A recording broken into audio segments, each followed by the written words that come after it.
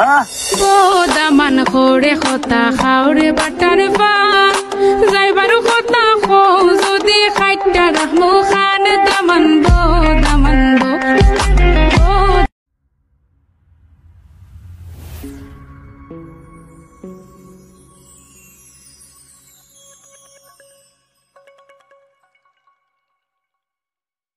ঢাকায় সিনেমার আলোচিত অভিনেত্রী প্রার্থনা ফারদিন দিঘি বঙ্গবন্ধুর বায়োপিকের চিত্রায়ন শেষ করে মুম্বাই থেকে ঢাকায় ফিরছেন।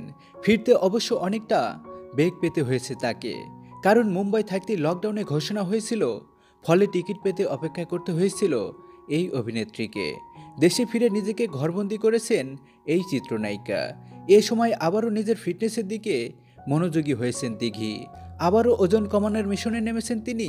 এবার 10 কেজি ওজন কমাবেন বলে জানান তিনি। গত বুধবার 5 মে দিঘি বলেন, লকডাউন থেকে ওজন আবারও বেড়ে গেছে। মুম্বাই থাকার কারণে নিয়মিত জিম করা সম্ভব হয়নি। সব মিলিয়ে নিজেকে ফিট রাখার জন্য আবারও জিমে মনোযোগী হয়েছি। এর আগে গেল বছরের শেষের দিকে 8 কেজি ওজন কমানোর মিশনে নেমেছিলেন দিঘি। সেবার 5 কেজি ওজন কমিয়েছিলেন তিনি। ওজন কমানোর জন্য প্রতিদিনই 2 ঘন্টা করে জিমে ঘাম ঝরাচ্ছেন এই অভিনেত্রী। পাশাপাশি মেনে চলছেন ডায়েট চার্ট। খাদ্য তালিকা থেকে কার্বন জাতীয় খাবার বাদ দিয়েছেন। খাচ্ছেন মুরগির সিদ্ধ ডিম, ব্ল্যাক কফি, দুধ, ফলমূল, বাদাম, মাছ আর গ্রিন টি। দিঘি মনে করেন, চিন্তা ভাবনা, মন, আত্মা বিশুদ্ধ তো মানুষ সুন্দর। আমার কাছে সৌন্দর্য মানে অভ্যন্তরীণ সৌন্দর্য। আমি বিশ্বাস করি প্রতিটি মানুষই তাদের মতো করে সুন্দর। লকডাউনের সময়টা কিভাবে কাটছে জানতে চাইলে দিঘি বলেন, বাসা আর জিম, এছাড়া আর কোথাও যাচ্ছি না।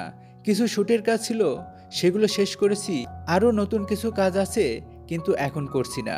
পরিস্থিতি আরেকটু ভালো হলে সেগুলোর কাজ শুরু করব।